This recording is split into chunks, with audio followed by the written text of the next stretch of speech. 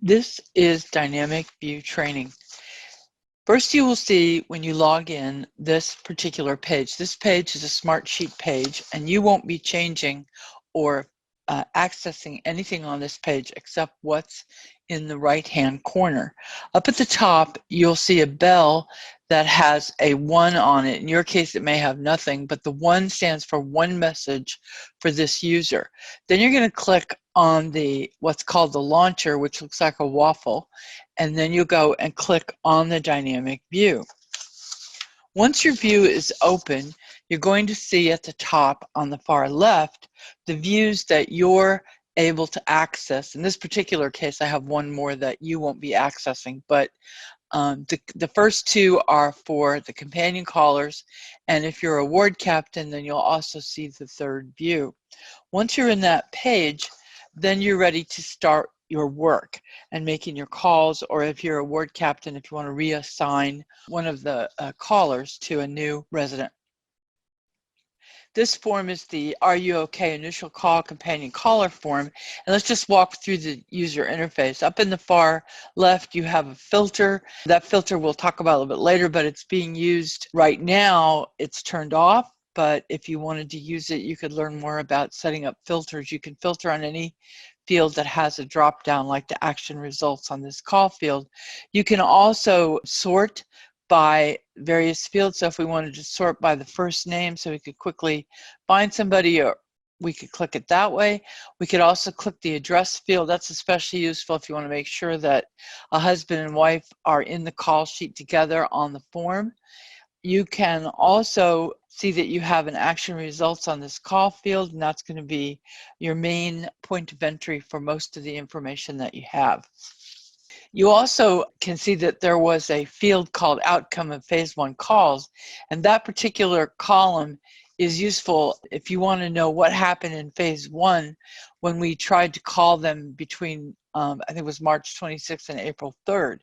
Then you'll see that the first one was called, but nobody was able to leave an email or a text or a voicemail, whereas the last 5 were no one even tried to contact them. That we ran out of time before we were able to do that. Now let's move to the next view. The next view we access by clicking on the 3 lines at the top at the far left.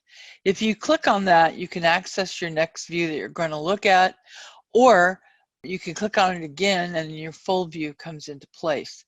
So I'm going to click on the ward captains. I just want to let you know what the ward captains are going to be using their view for. They're going to be looking at their view. Their name is going to be here in the ward captain field. I'm using a test name, Max Funioli. So all of these records here belong to this ward captain, Max Funioli. In this case, Max Funioli has got his residents assigned to several different people. And as you can see here, Max himself is going to make some of the calls, but Patty Costas, Jean Zotter, and Elaine Yu are going to be making a few of the other calls. Now, this call, the captain can also reassign somebody to another call. So let's say that we wanted to take the call for John Wayne and reassign it from Jean Zotter. The ward captain would click on the row, and this will happen too in all of the views that you're going to be using, but the ward captain would see what's called a details pane, and the details pane shows you all the information that you can see in the list view. However, it is put onto the screen on the far right, and you can see that the ward captain is Max Funioli, that the person assigned was Jean, and then you can see in read-only mode the name and number of the person who is the resident, and down below the ward captain can see all the information that's been captured by this particular user if this call has already been made. In this case, it says here on the action results down at the bottom, please call the resident. So this resident hasn't been called yet. I am going to reassign this by using this field right here, and I want to reassign it from Jean to Patty Costas. So I'll just type in Patty. The name pops up, and I'm able to click that name and then save the details panel, which will also be what you will do when you're making all your calls. I'm going to save the panel, and now that particular row changes, and if you wait 1 second, the row will change within the view, and you can see now that that row is no longer highlighted, but it is now changed to Patty Costas. Oh, one more thing, if you do need to have some information changed in the name, address, or phone number field, you are going to need to let the word captain know, because neither you nor the word captain can change that, but they can get a hold of David Kern, and then they would be able to make that change for you at the back end. Let's take a look at the first view that you're going to be coming into, which is the companion caller view, which is the initial call view. And I just want to give you a quick idea. I'm going to click on one of our residents. You will want to enter your details pane by clicking on the row that you're going to talk to the person about, and you are going to see that you have the name, address, and phone number of the resident. You're going to see what the phase 1 call outcome was. You'll have a drop down that you'll be picking one of these items, which I'm going to go over in a second. And then you have 3 questions that you need to answer, that the resident needs to answer. These are not mandatory, but we would like to have them answered if we can, sometime throughout the time that you're talking to that resident. You can also see that we just list here at the bottom the ward captain, and the companion caller assignment. Let me just walk you through what the different drop downs are that when you start to make the call. The first one is attempt again, not reach. So you tried to call Frank Sinatra and you cannot get through. So you simply click on that one and it'll stay in your list. If you click on one of the remove items, it will drop out of your list because, first of all, they're getting help. We don't need to contact them again. This is your second call after you clicked on attempt for call in the list again, and you're saying, no, don't call them back again. And finally, if you have called them and they either told you, don't call me back, they're kind of angry, or they hung up, then you can click on the third one. You'll also have the opportunity to choose the resident wants more check-ins. That is a situation where the resident has had a discussion with you and they've decided they would like you to call back often. And we'll talk more about how you set that up in a moment. Same with the language. If you're talking to this resident and you are not able to understand them, try to get the information about what their language is if you can, or if you already know by listening to it. You'll have a drop down. We'll click that drop down and you'll be able to see how that works. And then also you have one for resident wants services, and we'll go through that in a few minutes as well. That particular one allows you to capture information about what he needs help with, whether it's food or whether it's medication. So let's begin by going through the initial view and first selecting what if someone does not want to call. So let's select the fact that the person told you that they are getting help from their family. And what happens is that when you click save, if you've tried to collect these answers to these questions, that's great. Please fill them in. Otherwise, when you're ready to save, click on the save button at the bottom, and you'll see that Frank Sinatra actually drops out of the list. Plus, you'll have a note in the details column that the row was saved, but it was filtered out of your view, and it won't be there again whether you're looking at it today or next week. That particular row will drop out of your screen. Now, if you choose, let's choose Selena Gomez, and we find out that while we're talking to Selena that she speaks Spanish and she'd rather be spoken with by somebody from our language team. So you simply go to this particular drop down, the action results drop down, and then you click on save, and the details pane changes so that you see the questions that you need to ask the resident. So the first one would be, what language requires support in, and you would choose Spanish maybe. And then any other information that you want to enter about Selena and your conversation with her, at least as far as you got, you can fill that in.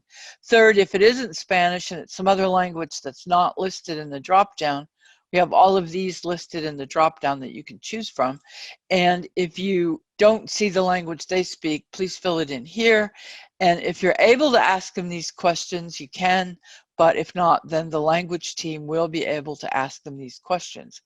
And now that I'm done filling in the answers to the questions, then I'm going to get a save button that pops up, and then I will save that file. This one will not disappear because you may or may want to see the fact that you have made that call. If you want that to drop out of your view, you can go to your filter, click on Action Results, and that will take that one out of the view. It doesn't take it out of your view if you come back in later and you click the filter off, then that record, Selena Gomez, will come back into the view. Now let's assume that a resident wants services. We have Brad Pitt here, and we call Brad, and it turns out that he needs some services. So we've got the information up about Brad, his name, address, and his phone number. We see that somebody did try to call him before, but they actually didn't get through. They weren't able to leave him an email or a voicemail. So he tells us that he needs services. So if you can get the 3 questions answered, please do that. But once you're ready to collect the information about the services he wants, you click on that Action Results drop down, and then you save.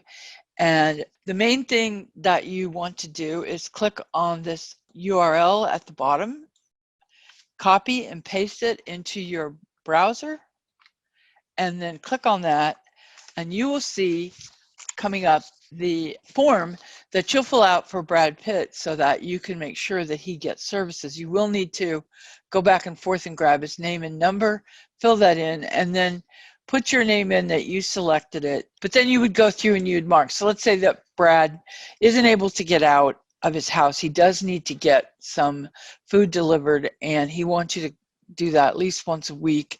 Then you go down and fill out any other information that's needed here. If it was somebody that spoke another language, they'll be filling that out, the language team. And then just put your name, who you are that's submitting it.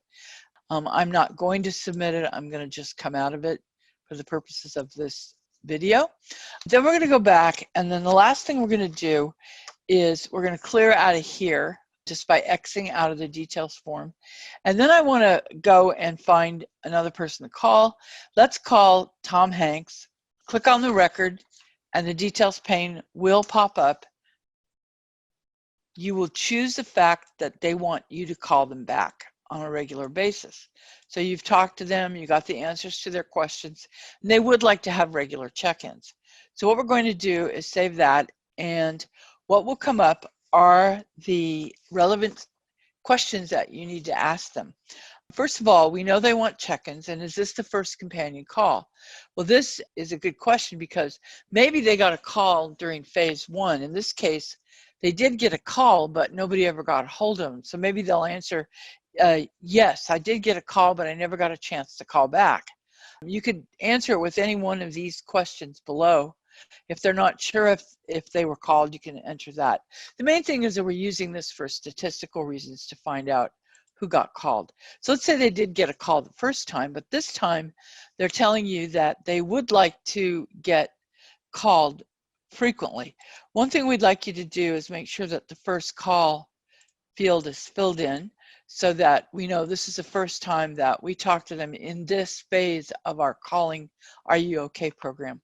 You can or you don't have to fill in a frequency. That's just for you because in your list, this would pop up in the list so that you could remember something about this call this resident before you actually call them back next week or whatever week it was. Let's say that they want weekly calls. You're also going to ask them now some questions about how they're feeling, what happened compared to last week, how they're feeling, and then some other questions about whether they're informed about things. And then there's our 3 questions that we want to try to ask every resident. If you have the opportunity to ask those, that would be great. And then you save the record. Okay, so that we would X out of and then continue through our list, calling where it says, please call resident. You'll have quite a few more in your list than I have here. Your ward will be listed over to the far left. These are just dummy calls that I'm making, that I made up to be able to show you this view. Okay, let's go and pretend that now it's next week and we need to call back Tom Hanks because we did say that when we wanted to call him. Joseph Medford is also in our list, and his next check-in date is going to be May the 6th. On Tom Hanks, the information already filled in for his name, address, and phone number.